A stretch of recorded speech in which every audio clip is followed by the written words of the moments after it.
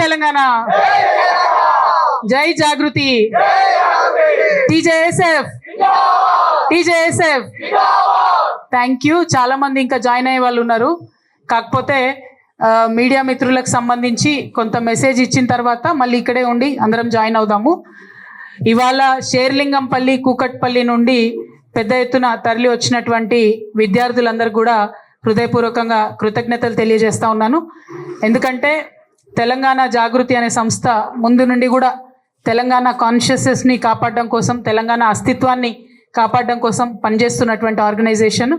ఈ ఆర్గనైజేషన్ని స్ట్రెంథెన్ చేయడానికి, student issues మీద పర్టికులర్గా ఫైట్ చేయడానికి వచ్చినటువంటి వారందరికీ ధన్యవాదాలు. బీజేవైఎం నుండి సాయి అనే అబ్బాయి తను జాయిన్ అవుతున్నాడు. మరి సందీప్, వర్షిత్, లక్కిరెడ్డి అండ్ చిన్ను వీళ్ళందరి ఆధ్వర్యంలో పెద్ద ఎత్తున షేర్లింగంపల్లి నుండి, కూకట్పల్లి నుండి తరలి వచ్చిన విద్యార్థులందరికీ కూడా మళ్ళీ ధన్యవాదాలు. మీకు తెలుసు, ఇదివరకు తెలంగాణ స్టేట్ కోసం మనం కొట్లాడినప్పుడు, ఫైట్ చేసినప్పుడు students were at the forefront of the moment. ఖచ్చితంగా సామాజిక తెలంగాణను సాధించేటటువంటి క్రమంలో మళ్ళీ ఒకసారి విద్యార్థులు ముందు వరుసలో ఉండాలని నేను మనస్ఫూర్తిగా కోరుతున్నాను.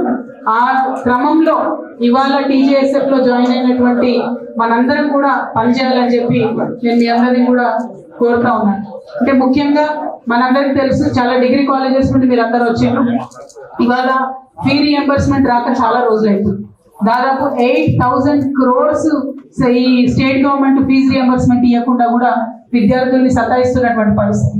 కొన్ని ఫ్యామిలీస్ హంబుల్ బ్యాక్గ్రౌండ్స్ నుంచి వచ్చినటువంటి వారు, మదర్ ఫాదర్ ఇద్దరు కష్టపడి పనిచేస్తే ఇల్లు గడవనటువంటి విద్యార్థులు రాష్ట్రంలో చాలా మంది ఉంటారు. అటువంటి వాళ్ళు చాలా మంది పిల్లల్ని చదువు మానిపిస్తున్నటువంటి పరిస్థితి ఉంది. ఎస్పెషలీ ఆడపిల్లలకు ఆ ప్రాబ్లం ఇంకా ఎక్కువైతున్నటువంటి సందర్భం. అందుకే టీజేఎస్ఎఫ్ లో ఇవాళ జాయిన్ అయినటువంటి మిత్రులందరితో కూడా నేను విజ్ఞప్తి చేసేది ఒకటే, we should fight for the issues of students, for the welfare of the student. ఇవాళ ఏదైతే ప్రభుత్వం ఇస్తా అని చెప్పి ఇవ్వకుండా ఉందో దాని మీద ఖచ్చితంగా మనం కొట్లాడాలి. దాంట్లో ప్రధానంగా ఒకటి ఫీ రియంబర్స్మెంట్ అయితే, ఇంకొకటి రేవంత్ రెడ్డి గారు ప్రామిస్ చేసింది ఏంటంటే విద్యా భరోసా కార్డు ఇస్తాం మేము. దాంట్లో ఏం చేస్తామంటే ఫీజు కడతాం స్టూడెంట్స్ కి, దాంతో పాటు ఒక 5 లక్షలు క్రెడిట్ కార్డు లాగా ఇస్తాము ప్రతి స్టూడెంట్ కి. మీరు ఎక్కడంటే అక్కడ దాన్ని స్పెండ్ చేసుకోవచ్చు అని చెప్పి వాళ్ళు వాగ్దానం చేయడం జరిగింది. ఇవాళ టీజేఎస్ఎఫ్ నుంచి మనం గుర్తు చేయాలి మళ్ళీ ఒకసారి గవర్నమెంట్, మీరు ఈ ప్రామిస్ చేసిండ్రు, చెప్పింది చెప్పినట్టుగా చెయ్యండి అని గుర్తు చేయాల్సినటువంటి సందర్భం. టీజేఎస్ఎఫ్ అంటే ఒక మెరుపులాగా ఉండాలి, టీజేఎస్ఎఫ్ అంటే ఒక ఉరుములాగా ఉండాలి.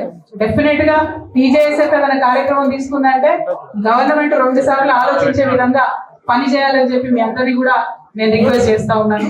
మరి మీ అందరికీ తెలుసు గవర్నమెంట్ ఏం మాట్లాడుతుంది. ఇవాళ మొన్ననే రేవంత్ రెడ్డి గారు ఏమంటారు, బీసీల కోసం 1.5 years నుంచి మనం జాగృతి నుండి ఫైట్ చేస్తున్నాం. దాని రిజల్ట్ ఏమైంది, ఇవాళ అసెంబ్లీలో 2 bills పెట్టుకున్నాం. ఆ బిల్స్ వెళ్ళి ఇప్పుడు సెంట్రల్ గవర్నమెంట్ లో స్టక్ అయి ఉన్నాయి. అవి అక్కడ ఉన్నప్పుడే ఇక్కడ లోకల్ బాడీ ఎలక్షన్స్ పెడతా అని చెప్పి రేవంత్ రెడ్డి గారు మాట్లాడుతూ ఉన్నారు. తెలంగాణ జాగృతి నుంచి డిమాండ్ చేస్తా ఉన్నాం ప్రభుత్వాన్ని మేము, బీసీలు, తెలంగాణ బీసీ బిడ్డలు కొట్లాడి తెచ్చుకున్నటువంటి ఈ బిల్లులు పాస్ అయినాయి కానీ ఇంప్లిమెంట్ అవుతలేవు. అవి ఇంప్లిమెంటేషన్ కాకుండా లోకల్ బాడీ ఎలక్షన్స్ పెడితే మాత్రం మేము చూస్తూ ఊరుకోము. ఖచ్చితంగా బీసీలకు 42% రిజర్వేషన్ ఇచ్చిన తర్వాతనే లోకల్ బాడీ ఎన్నికలు పెట్టాలని కూడా ప్రభుత్వం నుంచి డిమాండ్ చేస్తా ఉన్నాం. మరి ఒక పక్క ఇది ఇంప్లిమెంట్ చేయలేకపోతున్న సీఎం గారు నిన్న ఒక స్టేట్మెంట్ ఇచ్చింది. చాలా కామెడీ ఉంటది మన సీఎం గారి కథ. ఏం చేసింది ఆయన రేవంత్ రెడ్డి గారు అంటే వెళ్ళి కర్ణాటక చీఫ్ మినిస్టర్ సిద్ధరామయ్య గారికి, డికే శివకుమార్ గారికి కాస్ట్ సెన్సస్ ఎట్లా చేయాలో ఆయన నేర్పిస్తారంట. సరే పోనీ ఆ కాంగ్రెస్ వాళ్ళ కథ ఏదో మరి నిజంగానే నేర్పించిందని మనం అనుకున్నాం.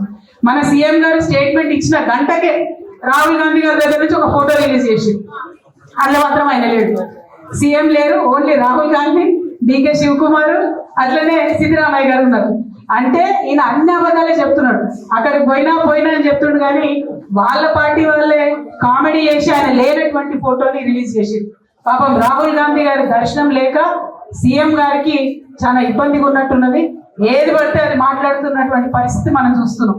కాబట్టి సీఎం గారిని మేము కోరేది ఒకటే, మీ దర్శనాలు ఆ సంగతి పక్కన పెట్టి పీపుల్ ఇష్యూస్ మీద మాత్రం మీరు ఇమీడియట్ గా స్పందించండి. 8,000 rupees ఏదైతే ఫీ రియంబర్స్మెంట్ ఉందో అది 8,000 crores ఫీజు రియంబర్స్మెంట్ ఇమీడియట్ గా రిలీజ్ చేయమని చెప్పి డిమాండ్ చేస్తున్నాం. ఇంకొక మాట, రేవంత్ రెడ్డి గారు మొన్న ఏదో బుక్ రిలీజ్ ఫంక్షన్ పోయింది. అక్కడ ఏం మాట్లాడుతున్నారు, మీరందరూ స్టూడెంట్స్ మీకు తెలుసు. ఏం మాట్లాడుతున్నారు, నేను ఆర్ఎస్ఎస్ స్కూల్కి పోయినా, టీడీపీ కాలేజ్కి పోయినా, జాబ్ మాత్రం కాంగ్రెస్ దగ్గర చేస్తున్నా అని చెప్తున్నాడు ఆయన. కాకపోతే ఆ చేస్తున్న జాబ్లో కూడా కనీసం 36 మార్క్స్ కూడా వచ్చినట్టయితే నాకు అనిపిస్తలేదు. స్కూల్లో కూడా కాలేజ్లో కూడా పాస్ అయినట్టు అనిపిస్తలేదు. ఎందుకంటే ఆర్ఎస్ఎస్ స్కూల్లో ఏరి టీడీపీ కాలేజ్లోకి పోయి ఉద్యోగం కాంగ్రెస్లో వచ్చిందంటే అర్థం ఏంటి? ఎంత క్రెడిబిలిటీ లేనటువంటి వ్యక్తి అన్నది ఒకసారి ఆలోచన చేయాలి. ఇక అవన్నీ ఒకసారి పోలేని పక్కన పెడితే, తెలంగాణ నుంచి కనీసం ఇప్పటికీ హాఫ్ సెంచరీ కొట్టిండ మన సీఎం సార్. దేనిలో హాఫ్ సెంచరీ కొట్టిందంటే ఢిల్లీకి ఫ్లైట్ లో పోవడం. కనీసం తన మంత్రులను తను డిసైడ్ చేసుకోలేనటువంటి సీఎం గారు, మంత్రుల శాఖలను డిసైడ్ చేసుకోలేనటువంటి సీఎం గారు, ఇంత బలహీనమైనటువంటి ముఖ్యమంత్రి ఉమ్మడి ఆంధ్రప్రదేశ్ చరిత్రలో ఎప్పుడు కూడా లేరు. ఆఖరి ముఖ్యమంత్రి కిరణ్ కుమార్ రెడ్డి గారు కూడా ఇంత బలహీనంగా లేకుండే. ఇవాళ 50 times ఢిల్లీకి పోతున్నారంటే, ఏ చిన్న నిర్ణయానికైనా ఆయన ఢిల్లీకి పోతున్నాడంటే తెలంగాణ ఆత్మగౌరవాన్ని ఢిల్లీలో తాకట్టు పెట్టినట్టుగానే మేము భావిస్తా ఉన్నాం. ఈ వైఖరిని ఖండిస్తూ మరి తెలంగాణ రాష్ట్రం కోసం జరగాల్సినటువంటి నిర్ణయాలను తక్షణమే ముఖ్యమంత్రి గారు తీసుకోవాలని డిమాండ్ చేస్తూ, మరి ఇంత పెద్ద ఎత్తున వచ్చినటువంటి విద్యార్థి మిత్రులందరూ కూడా ధన్యవాదాలు. We should fight for Telangana's pride, we should fight for Telangana's identity. ఈ సీఎం గారు రాగానే తెలంగాణ తల్లి బొమ్మ మార్చేసి, నెక్స్ట్ ఎంబ్లమ్ మార్చేసి, స్టేట్ పేరు మార్చేసి, అంటే మార్పు వస్తుంది అంటే మనందరం ఇంకేదో మార్పు వస్తుంది అనుకున్నాం. ఓన్లీ నేమ్ చేంజింగ్ తప్ప గేమ్ చేంజింగ్ గవర్నమెంట్ లేదు ఇది. సో ఇట్లా ఈ పేర్లు మార్చడాలు, తెలంగాణ తల్లిని మార్చడాలు ఇవి పక్కన పెట్టి విద్యార్థుల జీవితాలు మార్చే దిశగా ప్రభుత్వం పనిచేయాలని డిమాండ్ చేస్తా ఉన్నాను. Thank you. జై తెలంగాణ.